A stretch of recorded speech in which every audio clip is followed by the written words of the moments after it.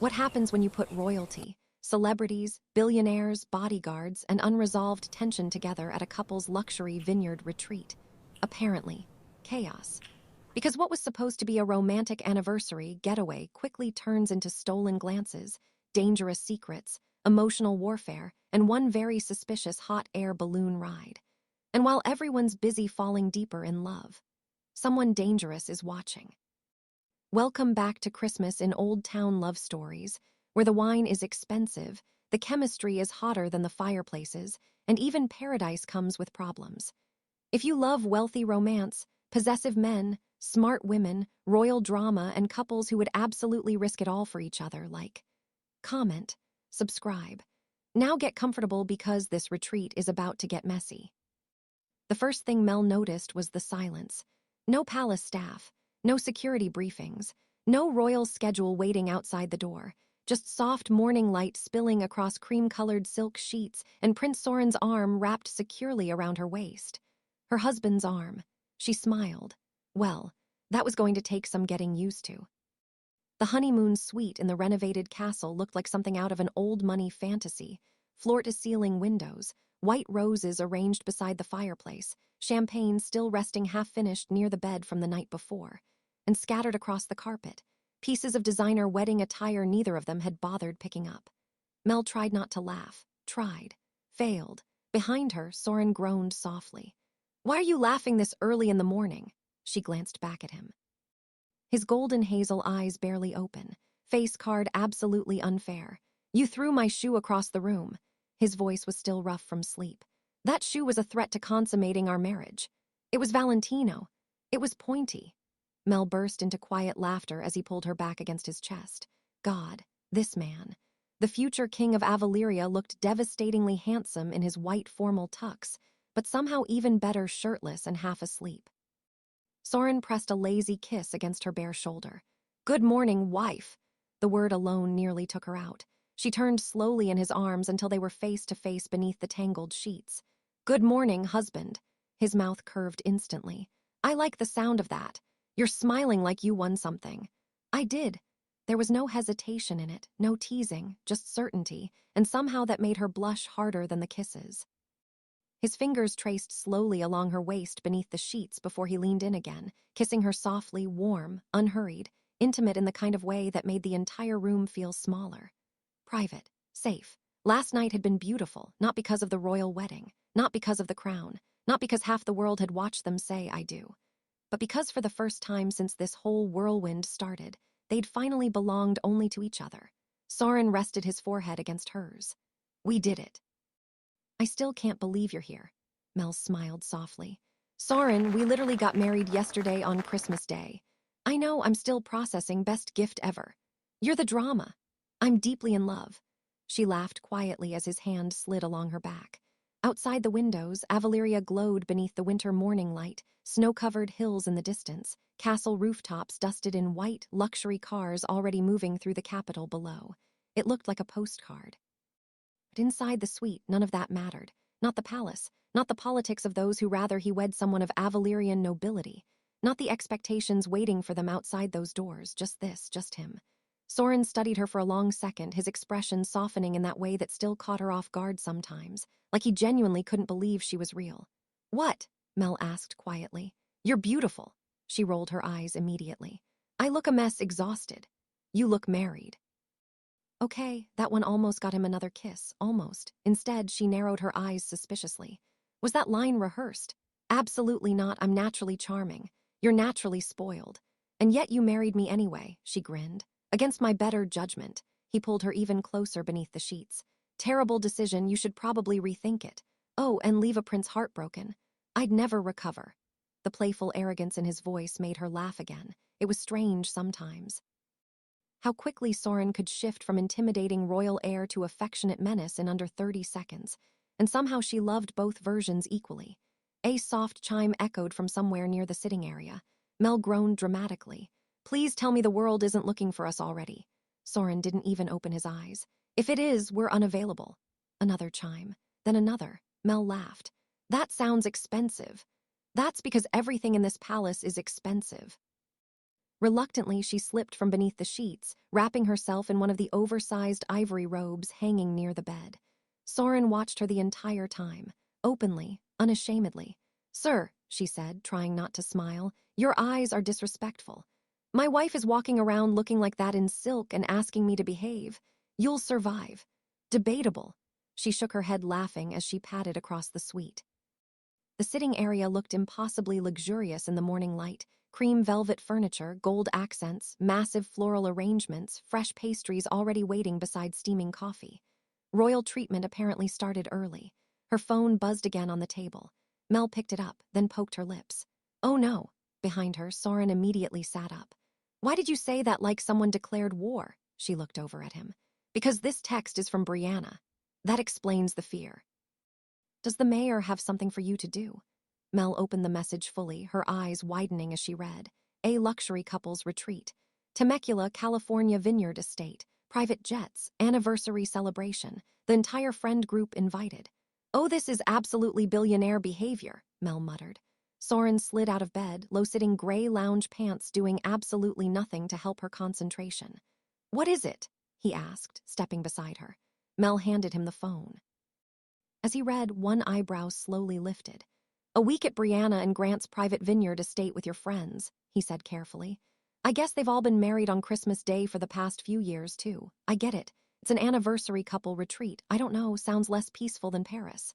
"It does. The text says your cousin Mee-Mee is coming, too. That girl is crazy," Soren laughed. "Mee-Mee thrives under pressure." "She is the pressure." Mel snorted. Soren kept reading. "Tay and Maeve are coming, MinJae and Rosie and Edward." A slow grin appeared. "Rosie and Edward already? She told me their first kiss was at our reception last night." Mel questioned. "I guess when you know, you know. This is going to become chaotic immediately." "You say chaotic." His eyes drifted back to hers. "I say memorable." "Hey, loves, what would you do? Would you go directly to the New Year's honeymoon in Paris, or would first make a pit stop at the luxury couple's retreat at the Vineyard estate? Please leave a comment and let us know. And if you haven't done so already, it would mean the world to us if you were to subscribe and share this story with another romance lover. Now, let's get back to the good stuff. That night, they boarded the royal jet bound for California. Paris could wait a few more days for their New Year's Eve vacation, because apparently their honeymoon had turned into a billionaire couple's retreat. And honestly, that felt very on brand for their friend group. By the time the jet landed in Temecula the next afternoon, the California sun was warm enough to melt the last of Avaleria's winter from Mel's skin. The Grant Brianna estate looked less like a vineyard, and more like a luxury resort built for people with generational wealth, and no reason to apologize for it. The massive H-shaped barndominium had been designed by Grant and Brianna together, two large private residential wings, one on the left and the other on the right, connected in the middle by a central entertaining space made for wine, entertaining, and luxurious memories. "Brianna and Grant are absurdly rich," Mel whispered as the car curved up the private drive. Sorin glanced out the window calmly. "I respect it," Mel laughed. "That's because you're richer." "Who, me?" Sorin placed a hand against his chest innocently. She gave him a look. "Oh, please." Before the car even stopped, the front doors flew open. Brianna sprinted outside in head-to-toe green athleisure and luxury sunglasses, while Grant followed behind her at a significantly calmer billionaire pace. "The newlyweds are here," Brianna screamed. Then she gasped dramatically. "Wait, no, the prince and princess are here." She practically launched herself at Mel first before hugging Sorin next. "How y'all doin'? Hold up, how was the flight?" She asked in her thick New Orleans accent. Mel said immediately, "I can definitely get used to flying private. I'll have the guys grab your bags." Right on cue, royal bodyguards, Musa and Ibrahim, appeared behind them in matching tropical shirts, aviators, and expressions that suggested they were emotionally allergic to smiling. Running like a streak of light, a golden border collie headed directly in Ibrahim's direction. Before he could be blocked, the dog catapulted himself on top of Ibrahim. Musa immediately started cracking up. Sorin shot him a look. Musa lowered his head. "My apologies, sir." Meanwhile, Ibrahim remained flat on his back while the dog wagged proudly as if he'd planted a flag. Mel was crying laughing by this point. She said, wiping under her eyes, "Everyone meet Pancake." Sorin nodded seriously. "I respect him too." Removing pancake from Ibrahim was Donnie, the Callaway's newly hired estate operations director. Handsome and polished, the man in his early 30s wore an impeccably tailored suit despite the California heat, his quiet confidence and ex-military posture making him seem instantly capable. He had the kind of calm presence that blended seamlessly into luxury spaces, attentive without hovering, observant without seeming obvious about it. Grant already trusted him completely to manage staff logistics, guest security, and the day-to-day operations of the sprawling estate. "Donnie, can you show the prince and princess their room?" "With pleasure," Donnie said, pointing to the direction they needed to walk. "And please make sure they have some water." The next SUV rolled up 20 minutes later. Kim stepped out first wearing designer sunglasses and carrying Yoon on one arm like fatherhood had turned the former K-pop superstar into a luxury diaper commercial. Maeve climbed out behind him already fixing Yoon's tiny sweater. "Please tell me there's hot coffee inside," she said immediately. "There is," Brianna confirmed. "And alcohol too," Maeve exhaled. "Thank God." Tae grinned. "See, this is why I married her." Yoon pointed dramatically toward the vineyard. "Juice."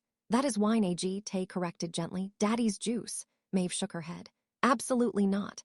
As they walked toward the house, Tae lowered his voice. "So Mel's cousin Mee-Mee is still coming tomorrow," Maeve snorted. "Yup, she volunteered to help watch Yoon."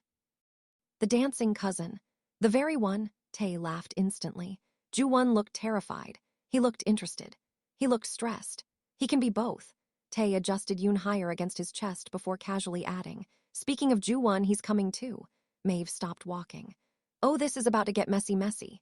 Next to arrive were Madinah, who the mayor nicknamed Dina, and her handsome husband MinJae. A sleek black sedan rolled to a smooth stop in front, drawing everyone's attention for a moment. The driver's side door opened first, and Dina stepped out in a fitted cream knit dress under a long camel coat, dark sunglasses shielding her eyes even though the sun was beginning to soften. Cool. Calm.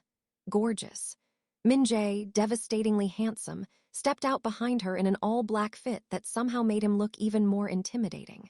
But nothing was more intimidating than the tattoo snaking its way up his neck. One hand slid casually into his pocket while his sharp eyes instantly scanned the property without seeming obvious about it. Trailing behind them were his security detail, Joo-Hoon and Seong-hyun, massive, silent, built like luxury SUVs with abs. "Lord," Brianna whispered dramatically to Grant. "Why do all these people travel with Avengers?" Grant nearly choked on his drink. Dina laughed as Brianna rushed down the steps to hug her. "Detective, I'm shocked the police department actually let you take vacation," Brianna teased. "They didn't," Dina replied dryly. "I simply stopped answering Captain Preach's emails." Mel burst out laughing. MinJae greeted Grant with a firm handshake. "Beautiful property," Grant grinned proudly. "Thank you, built it myself." MinJae glanced toward the security cameras positioned around the vineyard. "I can tell." That made Grant irrationally happy. "You hear that?" Grant said to Brianna. "Former international crime boss approved my security system." "Please don't frame that sentence," Brianna sighed. MinJae smirked faintly while Dina shook her head. If anyone had told Dina 3 years ago that she'd fall in love with a dangerous underworld figure who now ran legitimate businesses, she would have laughed in their face. And yet here they were, very obsessed with each other, very affluent, very global, and somehow surprisingly normal. "We're looking forward to relaxing," MinJae said, glancing at Dina in a way that immediately made her blush. Brianna caught it instantly. "Oh," Brianna sang, "I know what you'll mean by relaxing, which means no relaxing." Then she winked. Dina nearly spit out her water. "Brianna, what? I'm married. I recognize married people behavior." Even Sorin laughed at that. Donnie escorted them toward their private wing while Joo-Hoon and Seong-hyun followed behind carrying bags that looked suspiciously heavy. Musa eyed them from across the courtyard. Joo-Hoon nodded once. A giant bodyguard acknowledgement of respect, basically diplomacy. "Hey, loves, it seems that all of our married couples have arrived, but what about the singles? We can't wait to see who arrives next. And if you don't know the love stories of the prince and princess, Brianna and Grant, Dina and MinJae, or Maeve and Tae Kim, you can catch up by watching the links below." Edward and Rosie arrived next, and immediately everybody could tell. New couple energy. Rosie climbed out of the SUV wearing a soft pink boho sundress and oversized sunglasses, while Edward followed behind her looking entirely too handsome in his preppy fitted white button-down with the sleeves rolled to his forearms. The chemistry between them practically had its own zip code. But it was still new, like 24 hours new. They kept accidentally brushing hands, looking at each other too long. Smiling and then immediately pretending not to, Mel leaned toward Sorin. "Look at our assistants falling in love," Sorin smirked. "Edward hasn't stopped staring at her since Christmas Day." Rosie overheard that and almost tripped. Edward looked horrified. "Your Highness." "Oh, relax," Sorin laughed. "You think I don't recognize the look? I invented it." Mel nearly choked laughing while Sorin kissed the side of her head completely unapologetic. Rosie groaned. "Please don't make this weird." "Too late," Maeve said as she walked past holding Yoon. Edward and Rosie were technically assigned separate suites. Neither of them seemed remotely interested in that arrangement. Mrs. Anderson noticed immediately. That woman noticed everything. "Oh, Lord," she muttered under her breath from the doorway. "Young people."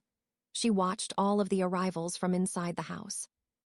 Mrs. Anderson, who frequently traveled with both Grant and Brianna, brought the grandmonergy running everything from their Virginia ranch to the Malibu home to this Californian vineyard estate.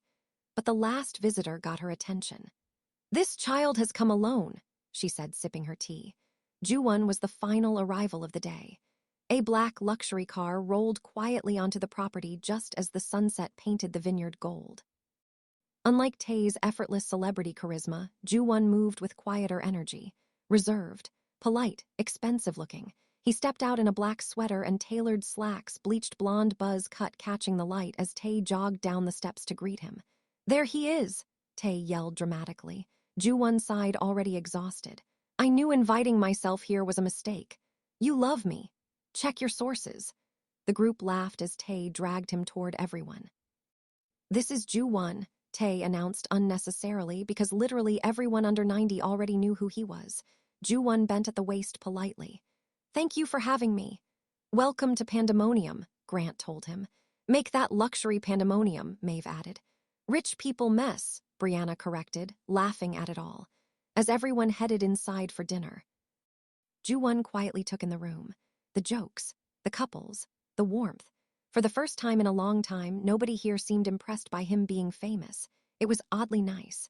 Dinner was served in the center hall beneath massive black iron chandeliers while candlelight flickered across the long wooden table. Mrs. Anderson had fully entered her element. The 80-year-old powerhouse directed chefs like a five-star general while simultaneously insulting people lovingly. "Sit down before your food gets cold." "Your posture is terrible. You giant men better not eat all the bread before everybody sits." The meal was made with ingredients from the vineyard and the garden. Herb roasted chicken, wild rice pilaf, fresh olives, roasted grapes, handmade bread still warm from the oven. Mel stared at the spread. "This looks like a magazine cover." "Fit for a king," Grant said proudly, nodding toward Sorin. Sorin lifted his wine glass. "Finally, the respect I deserve." Mel rolled her eyes affectionately. "You are never beating spoiled allegations." "Never wanted to." Under the table, his hand slid onto her knee. Mel glanced at him. That look, hot, dangerously good-looking, entirely too pleased with himself. Married life clearly suited Prince Sorin. Very well. Maeve glanced around the table. "Who's saying grace?" There was a brief pause before MinJae quietly spoke. "I will." That surprised a few people, but Dina just smiled softly. Because she understood something the others were still learning. Love had changed him. Not softened him, not weakened him, changed him. And for a man like MinJae, that was bigger. Everyone lowered their heads. MinJae's voice was calm, steady. "Our Father in heaven, thank you for bringing us safely together. Thank you for our wives. Finding a wife is a good thing. Thank you for friendship, for second chances, and for the people seated at this table. Protect this home. Protect these families." His eyes briefly lifted toward Dina before lowering again. "And even when we walk through valleys we don't understand, remind us we never walk them alone." A quiet silence settled over the table. "In Jesus' name, amen." "Amen," the group echoed softly. For a moment, everything felt perfect. After eating, the group moved outside to end the day sitting cozily with blankets by the fire pit. The vineyard glowed outside beneath the California night sky. Wine poured. Friends laughed. Couples leaned into one another. And somewhere in the distance, hidden beyond the warm lights and music, danger quietly waited. The next morning, Mel stirred beneath cool silk sheets, a soft sigh escaping her lips as sunlight poured through the massive windows in shades of gold and rose. Soren's arm rested heavily around her waist, warm and possessive, his breathing still slow with sleep behind her. Perfect. Absolutely, breathtakingly perfect. It was still their first real week as husband and wife. Mel smiled to herself before carefully turning in his arms. Her fingertips traced the strong line of his jaw, and almost instantly his eyes fluttered open. Sleepy, beautiful, smug. A slow smile spread across his face. "Morning, my princess," he murmured, voice rough with sleep as he leaned down to kiss her temple, then her cheek, then finally her lips. Not rushed. Not tentative. Certain.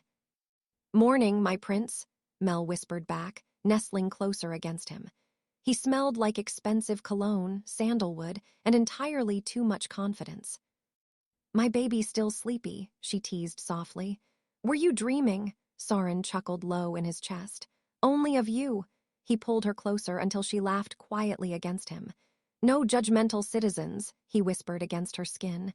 "No advisors, no cameras, just us." Mel melted a little at that.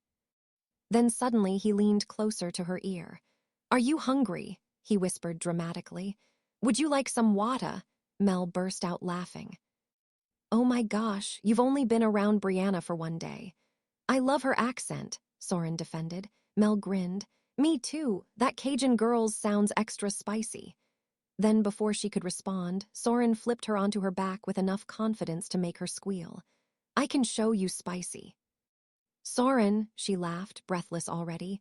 But before things could escalate, her phone buzzed loudly on the nightstand. Sorin groaned dramatically into the pillow. Disrespectful timing. Mel reached over, laughing. "It's Brianna." "Of course it is. She says breakfast is in 15 minutes and the horses are already saddled." Sorin blinked slowly. Then he sighed. "So apparently," he muttered, "we ride at dawn." In the center building, Mrs. Anderson was already commanding the kitchen like a tiny Southern general. "Move faster, baby. Those grits better not clump." "Who burnt this bacon?" The 80-year-old powerhouse pointed wooden spoons like weapons, while the kitchen staff scrambled around her. The breakfast setup looked straight out of a luxury lifestyle magazine. A long wooden harvest table stretched across the dining room beneath black iron chandeliers, dressed with soft linen runners, eucalyptus garlands, and cream-colored porcelain. The buffet overflowed with baked eggs, smoked salmon lox, pastries, cheesy grits, fresh fruit, sweet and savory Dutch baby pancakes, locally roasted coffee, Loris the Somme Rosé champagne, and fresh mimosas sparkling in crystal glasses. The first to arrive were the bodyguards. Naturally. Musa calmly filled 2 plates. "I'm checking the food for safety purposes," he said with an accent that was both Avalerian and Nigerian. Joo-Won nodded seriously beside him, speaking with a heavy Korean accent. "I also must taste test." Mrs. Anderson stared at the mountain of food already disappearing. "Lord have mercy," she muttered. "I forgot the WWE was staying here too." By the time the others wandered downstairs, most of them looked adorably exhausted from the night before. Even Sorin looked slightly less polished than usual, his white linen shirt half-buttoned while Mel tried very hard not to stare at him too obviously. Failed completely. Across the table, Dina noticed immediately, smirked, said nothing. Meanwhile, Yoon was fully awake and already on 10. "I want a ride pancake," he announced loudly. Maeve blinked. "Baby pancake is a dog." Brianna lifted her mimosa. "More like a furry human." Grant nearly spit out his coffee, laughing. The group slowly settled into a comfortable quiet, sunlight spilling across the table while everyone ate and recovered from the previous night's wine, dancing, and bad decisions. The only ones not speaking at all were Rosie and Edward, somehow so close they were almost cuddled up on one seat, staring at one another. Then a loud engine roared somewhere outside. Everyone paused. Sorin slowly lowered his coffee cup. "What?" he said cautiously. "Was that?" Another dramatic rev echoed through the vineyard. Grant looked toward the windows already knowing, oh no. A cherry-red vintage convertible came flying up the driveway like it had personally escaped a Fast and Furious movie. The car screeched to a stop. The driver's door burst open, and Mee-Mee exploded out of it like human fireworks. Oversized sunglasses, bright colors, fresh braids bouncing.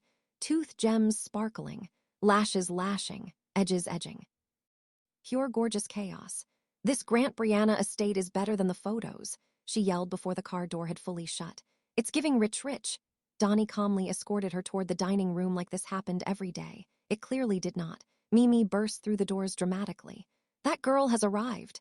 Grant leaned toward Brianna, Mel's cousin, the one who danced on stage at the reception. Brianna picked up her champagne calmly. Yup. Mee-Mee spotted them instantly. Aka Vineyard luxury. She shouted, living for this, save me a room immediately. I could absolutely work remotely from here. Brianna laughed as Mee-Mee practically tackled her into a hug. Mel hurried over laughing, yelling Cuzzo. The moment Mee-Mee saw her, she immediately broke into a random TikTok dance in the middle of the dining room. Ayya, she yelled.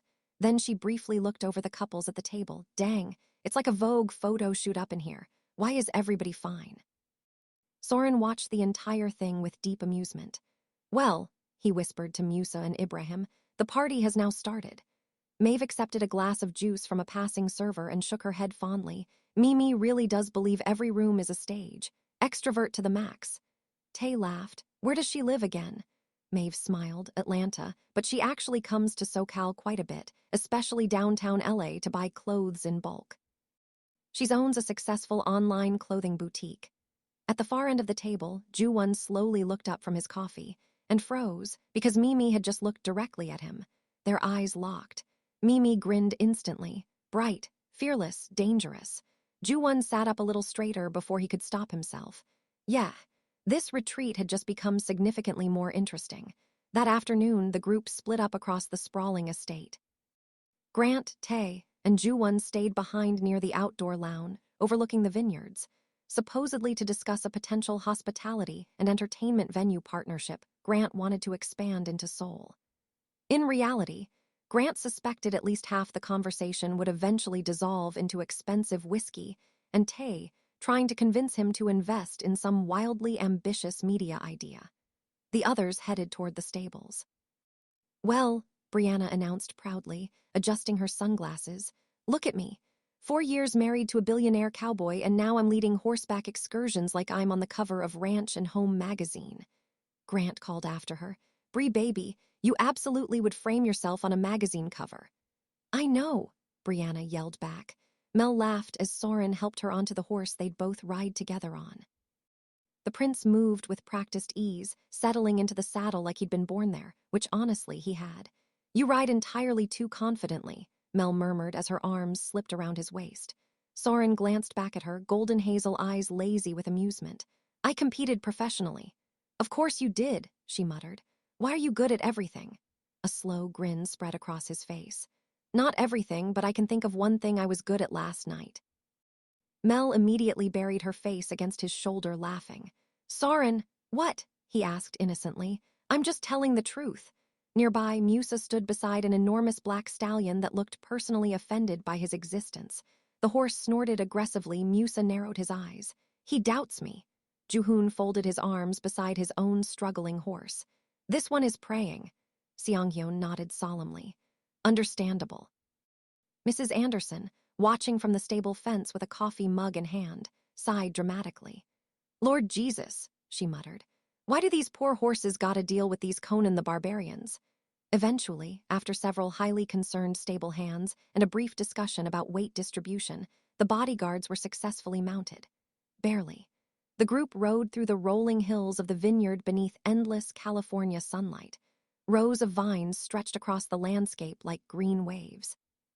Lavender bushes swayed gently in the breeze. Somewhere in the distance, soft jazz floated from hidden outdoor speakers. For the first time in a long time, everyone relaxed. Dina rode beside MinJae, her fingers occasionally brushing his as their horses walked side by side. You're thinking too hard again, she said quietly. MinJae glanced over. Occupational hazard. You scanned the perimeter 3 times before getting on the horse. I scanned it 4. Dina smirked. Exactly my point. He reached over, adjusting the brim of her riding hat gently before leaning closer. I'm trying to protect my wife. The softness in his voice nearly melted her on contact. Further ahead, Brianna rode confidently at the front while Rosie and Edward lingered behind the group pretending not to flirt, which they were failing at terribly. You keep staring at me, Rosie teased. Edward looked horrified. I absolutely am not. You literally almost rode into a tree. Edward laughed. It's your fault for looking this good. Rosie laughed so hard she nearly dropped the reins. Back near the main estate, Mee-Mee had somehow become the center of Yoon's entire universe within an hour. Maeve had initially hesitated. Should one of us stay back? She whispered to Tae while watching Mee-Mee dramatically explain giant Jenga rules to their toddler like she was hosting the Olympics. Tae sipped his espresso calmly. Honestly, I trust Mee-Mee more than half the adults I know. And surprisingly, he was right. Mee-Mee was incredible with Yoon. One minute she was helping him color grapes purple for vineyard accuracy, and the next she was racing him across the lawn with a giant inflatable ball while Pancake barked wildly beside them like an emotional support intern. Even Brianna paused at one point watching from horseback. She's actually amazing with him. Maeve smiled softly. Yeah, she really is. From the side, Joo-Won quietly observed everything. Mee-Mee fascinated him. It made absolutely no sense. She was loud, unpredictable, entirely too honest. She entered rooms like fireworks and spoke to strangers like they were cousins at a cookout. And yet with Yoon, she became impossibly gentle, patient, warm. At one point she crouched down, carefully wiping grape juice from the toddler's face while listening to his very serious explanation about why Pancake deserved his own tiny horse. Joo-Won found himself smiling before he realized he was doing it. Tae noticed immediately. Oh no, Tae said under his breath. Grant looked over. What? Tae pointed subtly toward Joo-Won. He's gone, Grant chuckled. As Mrs. Anderson would say, his nose is wide open. Meanwhile, across the lawn, Mee-Mee stole a glance toward the terrace herself.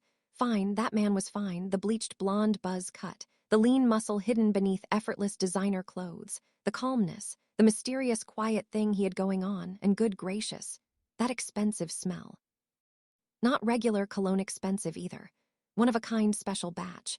The kind of scent that said private security, imported watches, and emotionally unavailable. Mee-Mee narrowed her eyes thoughtfully. Oh, he trouble, she whispered to herself.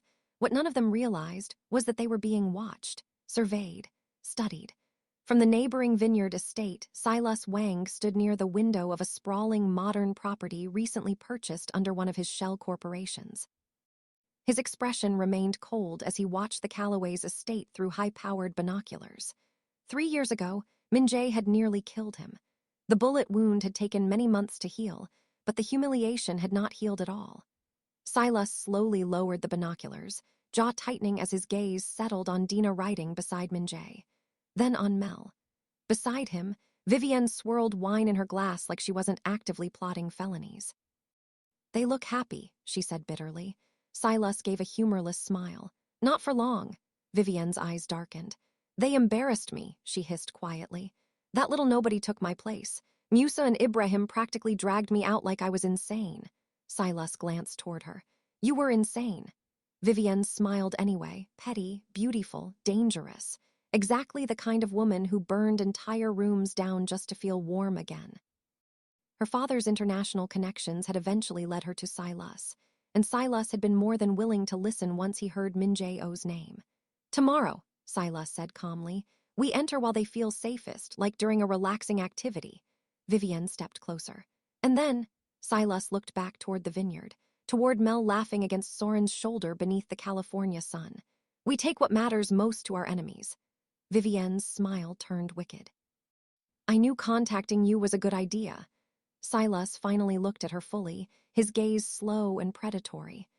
After this, he said smoothly, looking Vivienne up and down, perhaps we should discuss some of my other ideas, too. Hey loves, oh no, the villains are being villainous. Thank you so much for listening. It means the world to us. Your comments really make our day. We put lots into every detail of this world, the personalities, the fashion, the love story, and especially the lesson. Because falling in love is very real and can happen to us all. Please subscribe, comment, like, and share. It tells YouTube that this content matters. Let's get back to the couple's retreat. It's getting juicy. Back at the estate, lunch was delicious true to Temecula. They grubbed on quesabirria tacos with consommé, carne asada, and fresh ceviche paired with margarita flights. After lunch, Brianna gathered everyone near the courtyard with entirely too much fake innocence on her face. Okay, she announced, clapping once. Since this is like a couple's retreat, Grant and I planned little private afternoon experiences for everybody. Grant immediately looked nervous. Whenever Brianna used that tone publicly, chaos usually followed. She started assigning activities one by one. Soren and Mel, private reserve tasting. Sorin jutted his arm back as if to say, yeah. Dina and MinJae, Olive Grove walk and massage reservations later. Dina narrowed her eyes immediately. You planned this with military precision. I planned this with love. I'm the city planner, Brianna corrected. Rosie and Edward rooftop citrus cocktails. Rosie nearly grinned herself unconscious. All you Avenger-level bodyguards pedicures immediately. All 4 of the bodyguards scratched their heads. Musa folded his arms. Nobody is touching my feet, Sorin laughed under his breath. Then Brianna looked at Maeve and Tay. She smiled. Okay, now for Maeve, the woman who taught me how to plan. Maeve fingerclapped in the air. We have a small hobby farm. It'll be fun for Yoon, Brianna said. Tay smiled. For me too. Maeve smiled. He can't wait to sing to the chickens. Brianna laughed. I figured Mee-Mee can walk over with you guys and play with Yoon to give you a break. Mee-Mee did a little dance. Just call me the farmer's wife. Joo-Won cracked a smile. This snatched Brianna's attention as she turned to him with dangerous cheerfulness. Oh, I almost forgot. When she's done at the farm, you two have the vineyard picnic. Silence. Mee-Mee blinked. With who? Joo. With him, Mee-Mee pointed. Yes. Joo-Won looked equally confused. I thought Tay said we were discussing business plans. Grant coughed into his drink. Later. Much later. Mee-Mee folded her arms, so you're setting us up. No, Brianna lied horribly. Maeve jumped in immediately. It's not a setup. If it quacks like a duck, Mee-Mee barked. Tay failed to hide his grin. Maeve sighed. First, you're coming to farm with us to help with Yoon, but then we thought it'd be nice to set you free for a bit. Brianna jumped in, not able to keep a straight face. Yeah, we're actually giving you both a break. Joo-Won looked like he wanted to disappear into another dimension, but beneath the embarrassment, he was curious, very curious. Moments later, the royal newlyweds walked into the estate's underground reserve cellar. The stone wine cave glowed with candlelight and amber sconces, rows of rare vintages lining the walls like artwork. Soft jazz echoed faintly through hidden speakers, while Sorin lounged against the tasting table looking too handsome in his fitted dark tee and light tailored trousers. Mel eyed him over the rim of her wine glass. You know you flirt differently now that we're married. Sorin smirked. And how exactly did I flirt before? Like a prince. And now, she looked him up and down slowly. Like a husband. That grin of his nearly turned the temperature up by 10 degrees. He pulled her gently between his knees. And which do you prefer? Mel leaned down just enough for her lips to hover near his. I'll show you later. Meanwhile, hidden discreetly near the cellar entrance, Donnie, careful not to disturb the royals, quietly made sure they had what was needed. Brianna guided Maeve, Tay, Yoon, and Mee-Mee to the estate's lower grounds where the luxury mini-farm was. Brianna had insisted they add the farm for aesthetics, though Yoon treated it like Disneyland. Tay walked through the orchard carrying their 3-year-old on his shoulders while Maeve photographed them beneath rows of orange trees. Appa, chickens, Yoon yelled dramatically. That's not a chicken, Tay laughed. That's a vulture. Mel balled her face up. Yoon gasped. A fancy chicken. Nearby, Mee-Mee had somehow acquired a tiny basket and was aggressively collecting eggs from the chicken coop, while arguing with Pancake, who had decided that he was in love with her as much as he was with Ibrahim. These are organic, she informed the dog seriously. I gotta take some of these home. Maeve watched Tay with Yoon and heart melted. There was something about seeing the global superstar crouched in designer sneakers, helping a toddler feed alpacas, that made her fall in love with him all over again. Tay looked up, catching her staring. What? Maeve smiled. You're hot when you parent. Tay smiled. You're just hot. Maeve laughed. Mee-Mee walked over. You two scat. I got this. Yoon walked over and grabbed her hand while Maeve and Tay enjoyed alone time. Away from the others, also enjoying quality time, were MinJae and Dina, who wandered through the olive groves hand in hand. Quiet, intimate, still. He stopped walking, turned to grab her by the waist, but before he could kiss his wife, one of the grounds gardeners passed, adjusting his earpiece. That's odd, MinJae said in a low hush to Dina in Korean. What's odd? She responded. All of the Callaway's staff are polite, everyone greets you, but it's almost like that guy was avoiding eye contact. Probably because he saw you getting hot and heavy, Dina joked.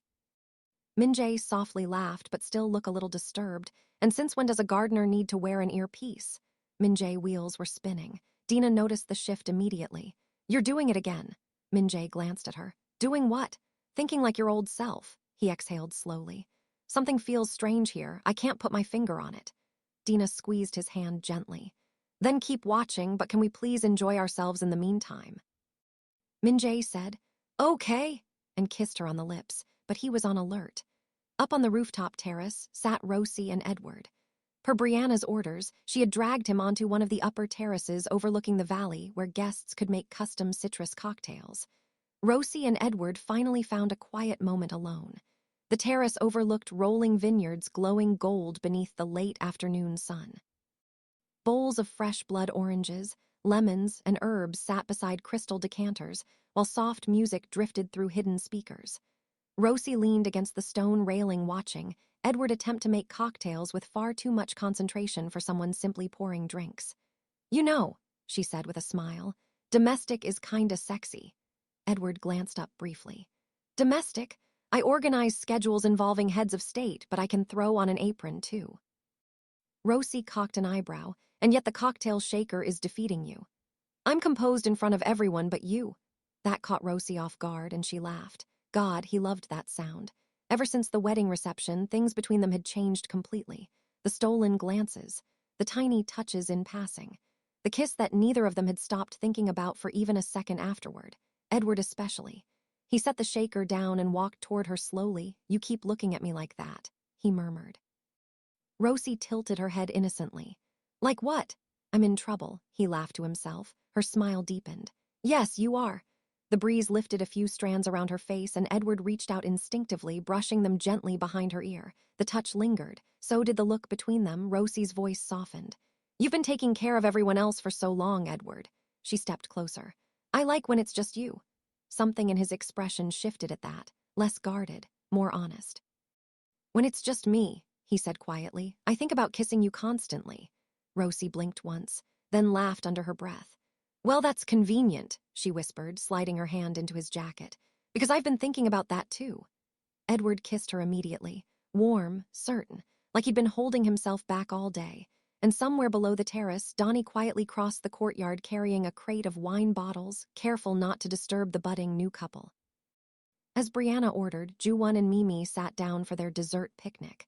A blanket was sprawled out with French macarons, mini cheesecakes, champagne-infused truffles, and olive oil cake with roasted strawberries and delicious teas.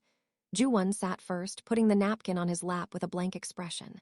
"Oh my God, you hate this." "No, you do." "I don't. You haven't blinked in 6 minutes." "That's just my face. I see no signs of Botox." There was a long, awkward silence, but then Mee-Mee whipped out her phone and started to take a billion selfies. "This place is straight out of Pinterest," she laughed. She was holding a champagne glass and sipping on slow-mo. She batted her long lashes and pointed to her super-laid edges with her creamy white nails. "Clock this tea," she said, finger clapping and forming her fingers like a heart, smiling to reveal the diamond heart charms sparkling on her front teeth. Out of nowhere, she attached a mini ring light to her phone, stood up, and recorded a tick-tock dance. All being careful to not get Joo-Won in the frame. "Don't worry, you're not in it. I know how you celebs can be," she said as she bopped left, then right, then shook her bum. "Oh dang, there are too many bugs out here," she said, swatting. "This might be too organic out here." "Where?" "Raid when you need it." Mee-Mee yelled dramatically, wiping her itty-bitty skirt. She was absolutely gorgeously extra and yet simultaneously unaware of it. Joo-Won watched her expressionless, just sitting there, occasionally checking his rose gold Rolex that he'd paired with a simple white t-shirt and denim. "Okay, one more shot. I'm gonna do this one live in real time," Mee-Mee said, clicking on her phone, positioning the bejeweled tiered cake by her face. "Yul, this is giving life is sweet," she said the camera, trying to juggle the cake. And just as she was about to do some quick model moves, Pancake came barreling through, knocking down her and the cake, which went flying in the air, and landing smack on top of Joo-Won's perfectly coiffed bleached blonde buzz cut. Both Mee-Mee, who now was on the ground with legs straight up, and Pancake, who was on top of her, looked at Joo-Won with horror, anticipating the worst reaction. Joo-Won sat there in shock for a moment, processing what had happened, covered with cake now, and understanding that the phone's camera was somehow pointed at him and capturing this live. And to their surprise, he burst out with the loudest, heartiest laugh. A laugh that came from someone who hadn't really laughed in a long time. "This is so ridiculous," he cried, now hollering uncontrollably, tasting the whipped frosting on his finger. "Yum! Good," he said with a faint Korean accent. "Real butter." Mee-Mee, who for once was silent, quietly clicked end on the live video. Mee-Mee noticed his laugh immediately, because she knew that men like him probably don't laugh openly very often. And then she roared the point of tears, with Pancake swirling around and then licking the icing off of Joo-Won, which actually awakened him out of his laughing trance. "Oh no, Pancake. Get down, boy." He then looked at Mee-Mee and said with a low laugh, "I should have been taking your pics. We might have avoided the collision." Mee-Mee laughed. "You were too busy being cute and quiet over there." Joo-Won raised an eyebrow. "You think I'm cute?" Mee-Mee said, "Boy, please." Ibrahim popped up. "Pancake, where did you go? Miss Brianna is looking for you. Come, boy." Pancake trotted off happily, following the giant of a man. For a moment, Mee-Mee and Joo-Won were both quiet again, but then she said, "Joo, I respected your space. I figure someone is probably always asking for a pic with you, so I left you alone. And do you know what I always think is weird?" Joo-Won glanced over. "Because nobody ever said things like that to him." Mee-Mee continued, "The way people talk about famous folks like they own them." Joo-Won went still. Mee-Mee shrugged, looking out at the vineyard. "Like they stopped being actual people to everybody." She added, almost nonchalantly, "That gotta be exhausting." Joo-Won looked at her, really looked at her, at how she saw him, but also how refreshing she was. He cleared his throat and said, "Doesn't it bother you?" Mee-Mee frowned. "What?" "That people might want to put you in a box." "A box? Mee-Mee, you're bright and shiny. I can tell you are yourself in any space. It's not a performance. That can be a hard pill for some to swallow." Upon hearing this, Mee-Mee is shocked. Did someone actually just see her for real? Joo-Won handed her another strawberry. She took a bite, and they both smiled. When the day's activities finally ended, the group scattered across the estate to shower, change, and recover from the beautiful craziness of the afternoon. By the time everyone reunited for dinner, the energy had softened considerably. Designer outfits had been traded for comfortable sweaters, linen sets, soft knits, and relaxed luxury. Mrs. Anderson made certain the kitchen prepared extra portions for Joo-Hoon, Seong-hyun, Musa, and Ibrahim, who were thoroughly exhausted after spending the day horseback riding, rotating security detail across the sprawling grounds, and repeatedly chasing Pancake whenever he escaped supervision. Tonight's dinner had been scheduled a little earlier than usual because Brianna and Grant had planned a special sunset experience for the group, a private hot air balloon tour over the Vineyard estate. The balloons would need to launch nearly 2 hours before sunset for optimal conditions. Thankfully, nobody minded eating early. Everyone was starving. Dinner was hosted inside a beautifully restored 19th century barn tucked near the western edge of the property. From the outside, it looked charmingly rustic beneath strands of glowing cafe lights. Inside, however, the atmosphere transformed into elevated American luxury. Long wooden tables glowed beneath candlelight and crystal glassware. The scent of wood-fire pizza filled the air, truffle oil, roasted figs, Gouda, lamb sausage, caramelized onions. Fresh salads had been gathered directly from the estate gardens. Warm bread from Brianna's favorite bakery in Lowe's Angels sat wrapped in linen beside whipped herb butter. And of course, there was endless wine from the vineyard. After dinner, it was time for their sky ride. The 3 luxury balloons swayed gently in the evening breeze, lantern light flickering across the vineyards as staff made final preparations. Nearby, Grant slipped his arms around Brianna from behind and kissed the side of her neck.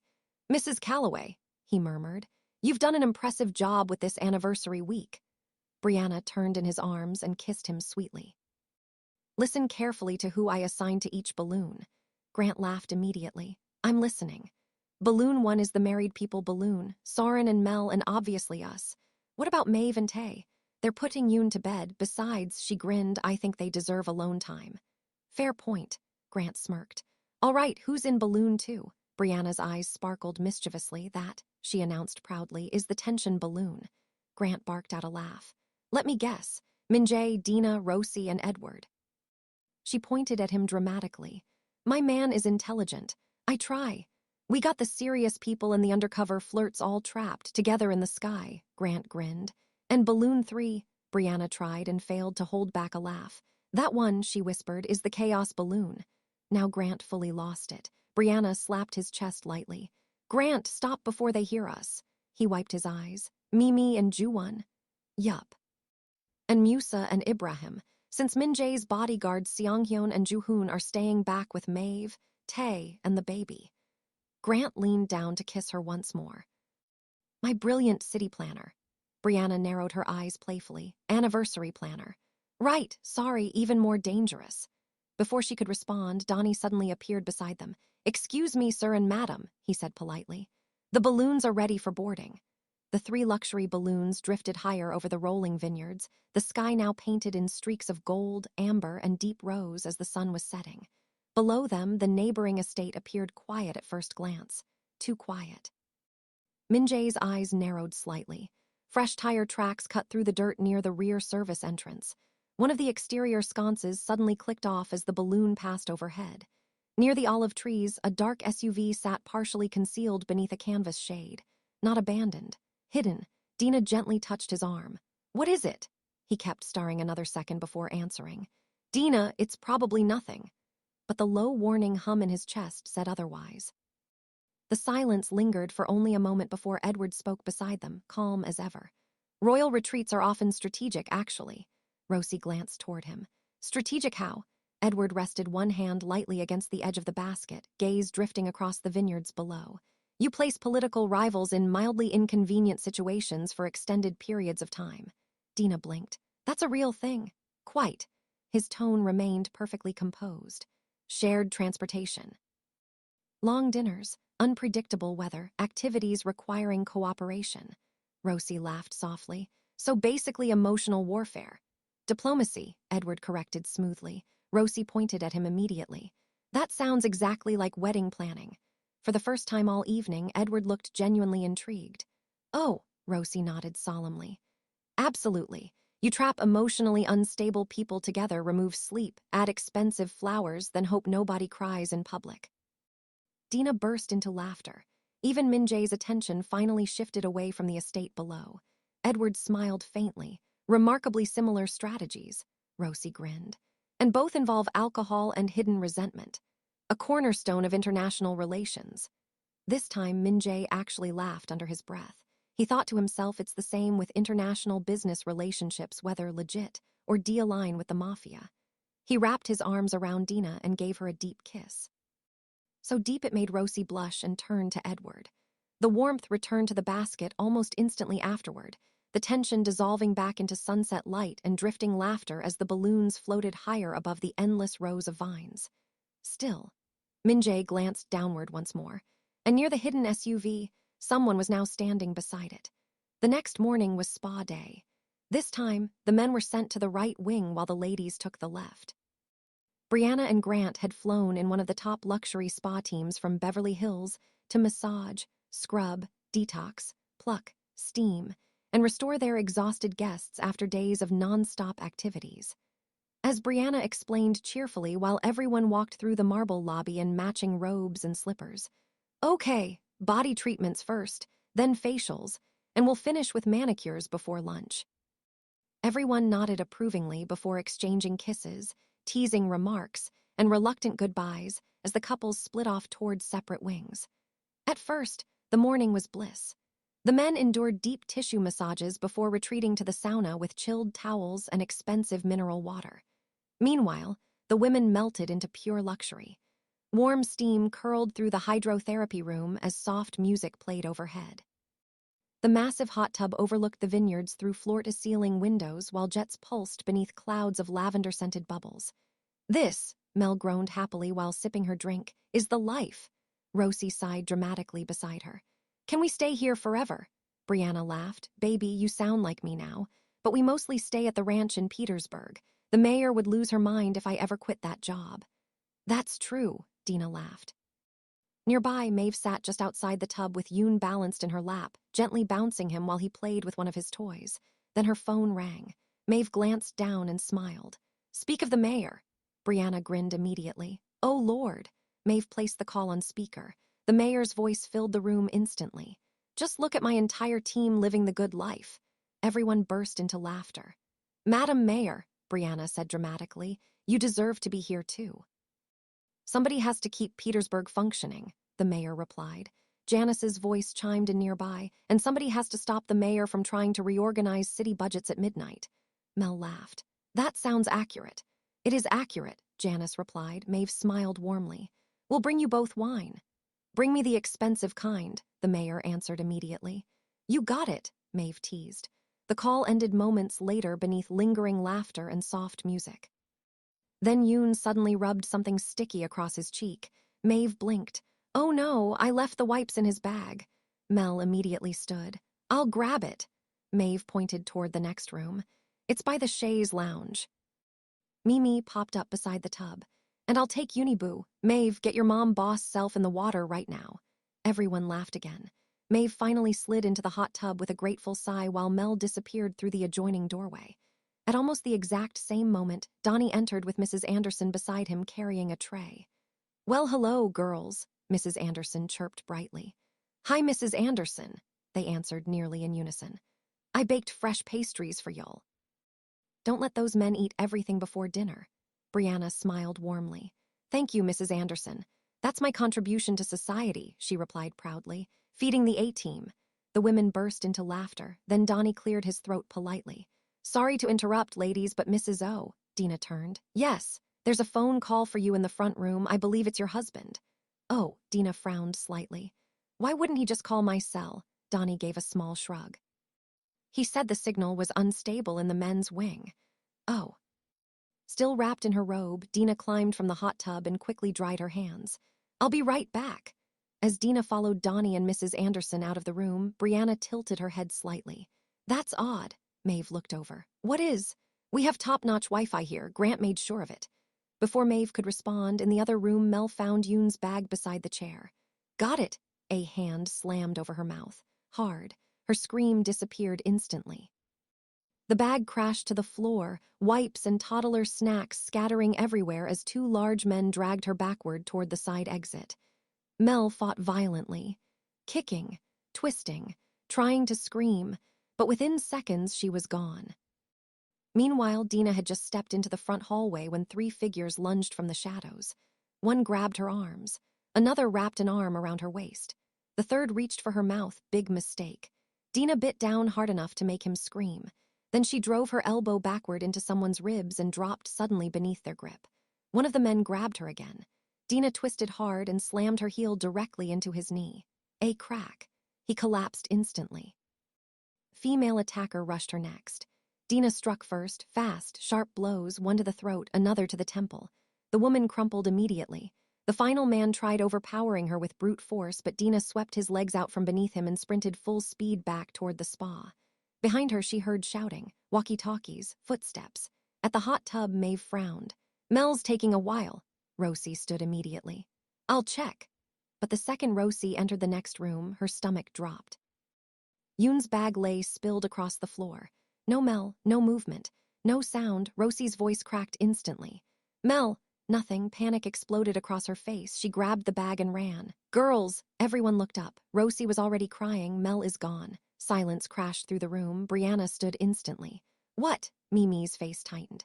Wait! She looked around quickly. Where, Dina? Maeve shot up from the hot tub, water dripping everywhere as she grabbed Yoon protectively against her chest. We call the guys, now.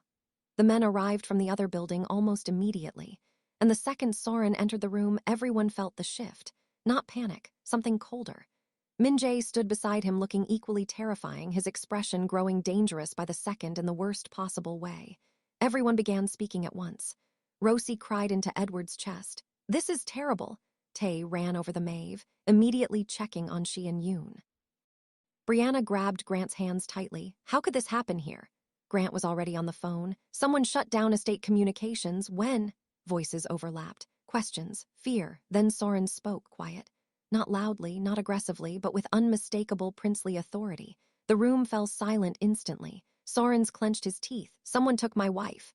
The pain beneath the control cracked through for only half a second. Then he turned toward MinJae. And yours.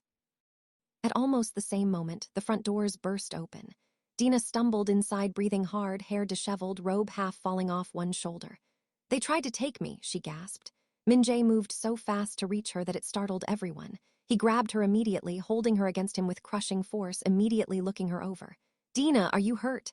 I'm okay, more pissed than anything. Her eyes darted around the room, then froze. Wait, her voice dropped. Where's Mel? Sorin looked absolutely stricken. We think they took her separately. Dina's face changed instantly. Oh no. MinJae's expression darkened further. This isn't the work of crazy fans. Tae nodded slowly. I agree, professionals. Maeve stepped forward, still holding Yoon. This was coordinated. MinJae looked toward Joo-Hoon and Seonghyun. Both men were already visibly furious. Then quietly, terrifyingly, MinJae spoke. This is Silas Wang. The room went still. Dina looked at Sorin. He kidnapped me before we got married. Sorin's eyes narrowed. I read that he was in prison. He was supposed to be, MinJae replied coldly. Edward stepped closer. Sir, if this is organized crime related, MinJae interrupted. It is. He was upset that I turned down his offer to partner. Silence. Then Joo-Won finally spoke from near the doorway. If Dina was the target, his expression hardened slightly. Why take Mel too? Nobody answered, because suddenly that was the most terrifying question of all. Then MinJae's phone rang, unknown number. The entire room froze. Grant motioned frantically to his tech team through his headset. Trace it. MinJae answered and placed the call on speaker. A smooth voice filled the room. How's the anniversary retreat going? MinJae went completely still. Silas.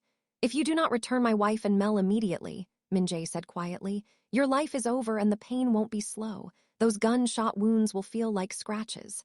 Soft laughter echoed through the phone. Still dramatic.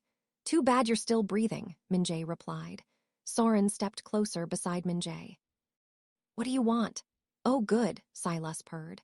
The prince is there too. MinJae's eyes darkened murderously. Silas continued smoothly. Here, what's going to happen? You and Prince Sorin will come alone to the address I'm sending now. A text notification appeared immediately. If I see police, security, or anyone attempting to be clever, his voice dropped colder. You'll both be planning funerals instead of New Year's celebrations. The line went dead. Rosie burst into tears again. Sorin looked at the address. The neighboring Vineyard.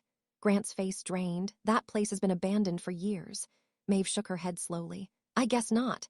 MinJae's jaw flexed. I knew something was wrong there. Grant turned sharply. What do you mean? A gardener passed us wearing an earpiece. Grant frowned immediately. I gave all the gardeners Christmas week off. Silence. Then Brianna's eyes widened. Wait. Her voice turned small. Donnie hired the new ground staff. Everyone froze. Where is Donnie? Grant demanded. Nobody answered. Then a muffled cry echoed faintly from the front hallway. Everyone ran. Mrs. Anderson was tied to a chair laying down near the entrance, tape covering her mouth. Mrs. Anderson, Brianna cried. Sorin rushed forward to make the chair upright, while Tae cut the ropes loose. The second the tape came off, Mrs. Anderson inhaled sharply. That nasty beast. Even in the nuttiness, the group was still stunned by this. Mrs. Anderson glared furiously. Who ties up a cute old lady at Christmas time? Grant crouched beside her. Who did this? Donnie. Shock rippled through the room. Donnie, Brianna and Grant yelled together. Mrs. Anderson pointed angrily toward the door. I never trusted him. Too quiet, always lurking around corners like a suspicious raccoon. Nobody even knew how to respond to that. Then Sorin stood slowly, completely calm, which somehow felt far scarier. Musa, Ibrahim. The two men stepped forward instantly. Yes, sir. Sorin's eyes moved toward the neighboring estate beyond the windows. We're getting her back. The entire group went to the tech team's wing, which buzzed with overlapping panic, anger, and fear until Brianna suddenly snapped her fingers. Wait! Everyone looked at her. The tunnel. Grant's eyes widened immediately. Oh, right. Maeve frowned. What tunnel? Grant pointed toward the west side of the estate. There's an underground wine transport tunnel connecting this property to the neighboring vineyard. Rosie blinked. Why on earth would they need secret wine tunnels? Because wealthy folks are dramatic, Mee-Mee answered instantly. Despite the tension, several people laughed. Grant nodded quickly. It was built during Prohibition. The former owners used it to move inventory between estates without being detected. Maeve's eyes sharpened immediately. That's how they got in and out without being seen. MinJae's jaw flexed. And how we're getting in.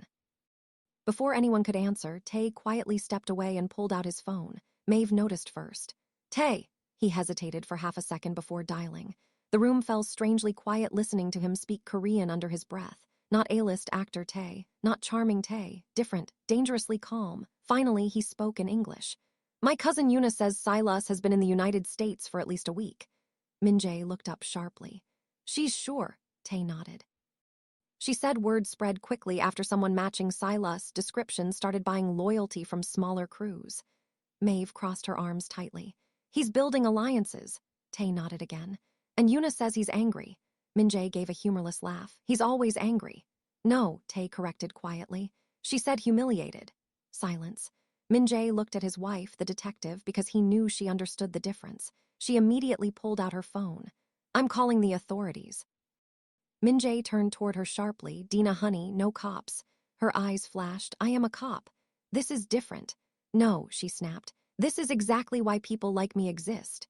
Sorin stepped closer, visibly unraveling beneath the surface. Don't get my wife killed. She turned toward him. This is how we save her life. The room went quiet.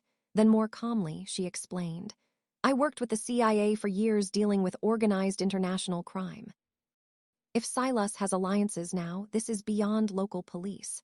MinJae still looked unconvinced. Dina softened slightly when she looked at him. I'm not sending in patrol cars and helicopters. Then firmly, I'm creating a perimeter. Maeve nodded immediately. She's right. Grant exhaled hard. We need containment in case this spreads beyond the vineyard. Finally, after several tense seconds, MinJae nodded once. Fine. Dina immediately stepped away to make the call. The room buzzed again with nervous movement. Then Sorin straightened. Prince mode. We split into 3 groups. MinJae looked at him for a long moment, then nodded. Agreed, Sorin continued. Group 1 is obvious. MinJae and I go to the meeting point exactly as instructed. Absolutely not alone, though, Brianna argued immediately. We won't be, MinJae replied coldly. Grant pointed toward the underground map pulled up on his tablet. Group 2 stays here with my tech team. He began assigning quickly. Tae, Maeve, Dina, Brianna, Rosie, Mee-Mee, Edward. Mee-Mee blinked. Oh wow, we're the nerd squad. Girl, nerds are top tier. I know my baby is, Brianna replied. One of Grant's tech specialists suddenly yelled from across the room. Communications are coming back online. Immediately multiple screens flickered to life. Satellite feeds, security maps, estate schematics, tracking software. Rosie leaned toward one screen. There, everyone looked. Near the neighboring barn were several dark SUVs partially hidden beneath trees. Rosie narrowed her eyes further. One just moved. Grant's tech specialist zoomed in. Maeve crossed her arms. They're not planning to keep Mel there long. Sorin looked toward her. Explain. If Silas is professional, this vineyard is temporary. It's either a trap or a transfer point. MinJae's face darkened further. She's right. Grant nodded grimly. Then we move fast. Sorin turned toward the final group. Musa, Ibrahim, Joo-Won, Seong-hyun. The men stepped forward immediately. Joo-Won surprised everyone next. I'm going too. Mee-Mee blinked. Ooh. Joo-Won met her gaze calmly. I'm a black belt. Mee-Mee stared for a second. Oh, even now Tae smirked slightly. In Taekwondo, he would have gone to the Olympics had he not joined our boy band. Sorin turned to Joo-Won and the bodyguards. You all enter through the tunnel and wait for our signal. Grant added, you'll all be wearing button-sized cameras so we can monitor. MinJae calmly loaded the gun that had been in his pants the whole time. Sorin continued, and when the signal comes. Musa answered for everyone. We finish it. The neighboring vineyard looked abandoned from the outside. Dark, silent, rotting beneath winter skis. But inside the massive old barn, Mel sat tied to a wooden chair beneath hanging industrial lights. Her wrists burned against the ropes. Around her stood armed goons dressed in black. Some leaned against crates, others watched exits. Mel quietly twisted her wrists again, slowly, carefully. Years of event planning had apparently taught her more about knots than expected. Good to know. The barn doors suddenly creaked open. Silas Wang entered smoothly, his scar faint beneath the harsh lighting. His expression curled into amusement. Well, he said slowly, now I understand why the prince chose you. Mel looked him up and down. Now I understand why MinJae thrashed you. Several goons visibly reacted. Silas smiled, but barely. Oh, I like her. Before Mel could answer, heels clicked across the concrete floor. Then Vivienne emerged from the shadows in a seductive black dress. Mel froze the second she saw her. Vivienne walked directly to Silas and kissed him deeply. Well, Mel rolled her eyes, that's desperate. Vivienne smirked. You should have stayed far away from my fiancé, Mel blinked. He was never your fiancé. Vivienne ignored her completely. He missed out on me, now he pays for it. Silas looked irritated already. You still want him after all this? Vivienne grimaced. What? I don't care about all your cringy evil empire nonsense, I just want him to divorce her. Silas stared at her like she was exhausting. I will never understand women. The barn doors opened again. Soren and MinJae entered slowly, alone, at least visibly. The second Mel saw Sorin, emotion cracked across her face, but Sorin's expression nearly broke entirely. Mel, she smiled shakily. Hey, baby. Silas clapped slowly. Beautiful, emotional, devastating. MinJae looked ready to kill him already. Sorin said, Vivienne, what are you doing here? Vivienne smiled, grabbing Silas' hand, making sure your wife is here. Sorin's face enraged and his body lunged, but MinJae put his arm across his body and shook his head like not yet. Silas approached calmly. Now then, business. He looked directly at MinJae. You'll transfer ownership access to the South Korean ports, the Chinese ports, and the Petersburg data center. Grant's voice exploded through the hidden comms in Sorin's ear. He wants everything. He had been watching through Sorin's mini-camera. Silas smiled wider. You built a beautiful, legitimate empire after abandoning me. MinJae's expression turned murderous. So now I'll dismantle it. Vivienne scoffed loudly. This is so excessive. Silas glared at her. You wanted revenge. I wanted him to send her divorce papers, not whatever Bond villain thing this is. Even tied to a chair, Mel looked offended. You two goons are made for each other. Suddenly Maeve's voice crackled through comms. Now, Sorin grabbed MinJae instantly. Down, boom, then there was an explosion. Vivienne ran away as fast as she could. Goons screamed. Lights shattered. And then the tunnel team hit. Musa moved first. Brutal. Efficient. One punch dropped a man instantly. Ibrahim slammed another attacker through a table. Joo-Won and Seong-hyun fought like absolute monsters beside them. And then everyone stared. Because quiet little Joo-Won absolutely lost his mind. A spinning kick dropped one goon unconscious instantly.